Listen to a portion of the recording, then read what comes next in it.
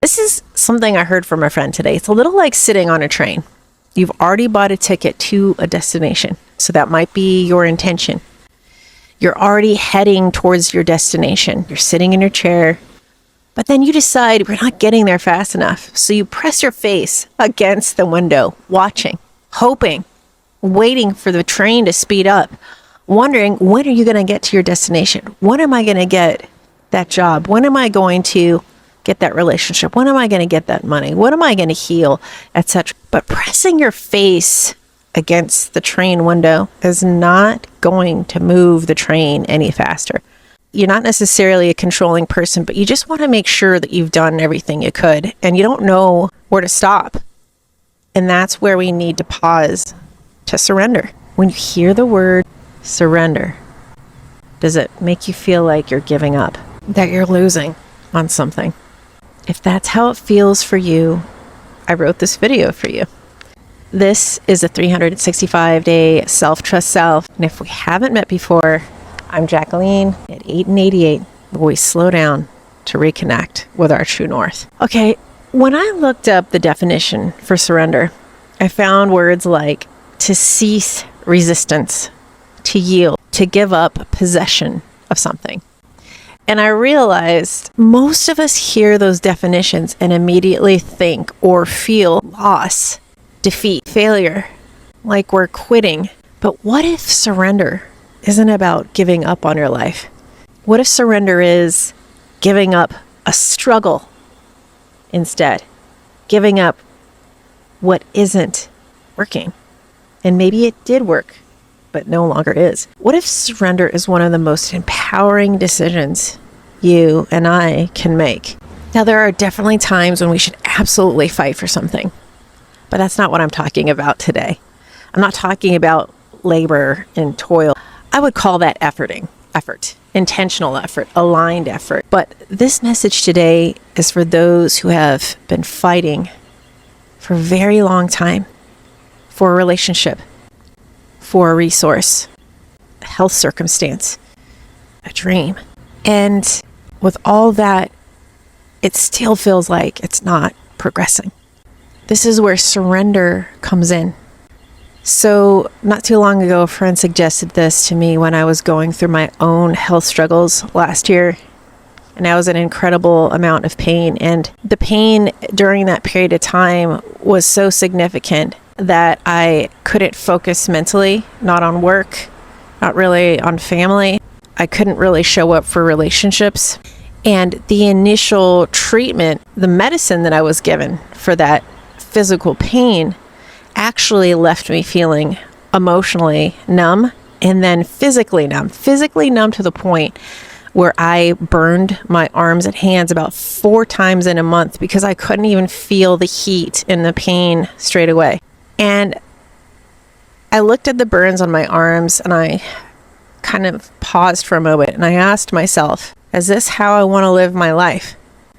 Are these kinds of medications for pain actually serving me if I feel so disconnected physically, emotionally, mentally? And then he said something very poignant. It's when we decide to hand it over, the healing begins. And what he meant by hand it over wasn't religious.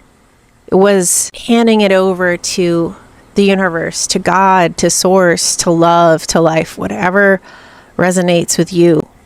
Some place to trust that can orchestrate everything so much better than we can in our best efforts. I realized I had been trying to carry everything, and I don't feel that I'm an exceptionally controlling person, but I thought maybe perhaps I wasn't doing enough. Maybe I wasn't being diligent enough. And maybe that's where you fall in, is that you're not necessarily a controlling person, but you just want to make sure that you've done everything you could and you don't know where to stop. And that's where we need to pause to surrender and ask, is this how I want to live my life? And when you feel like you're sincerely doing the best that you can, because at that point I felt like I was doing the best that I can, then we release and we just say, thank you for helping me with whatever it is your attention is. And I just give the rest up. Thank you, because I think I've hit my edge and I'm handing it over. And then sincerely releasing it.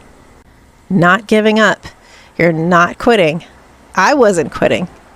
I was just loosening my grip. And it's something you could do too, because it's basically trusting in timing. Trusting healing, restoration, peace, clarity, support all arrive on their own time. And this is where people get it wrong. They think that surrender means failure, and they let it sit in their body as if they just lost. They gave up. But again, surrender is not defeat. It is actually a pause for clarity to come through. Yes, there are parts of us that want to keep foot on the gas, to just keep going. And that desire to keep going is an old story that we remember that served us to keep safe. Go, go, go, go, go. Safe, safe, safe, safe, safe. I got to keep myself safe. And that's not wrong. It's an old pattern. And that's not a bad thing. That part of us reminds us to brush our teeth, prepare for a job interview, move out of the way when the truck is coming down the road. It's that prefrontal cortex that helps us drive the show. Those are healthy functions.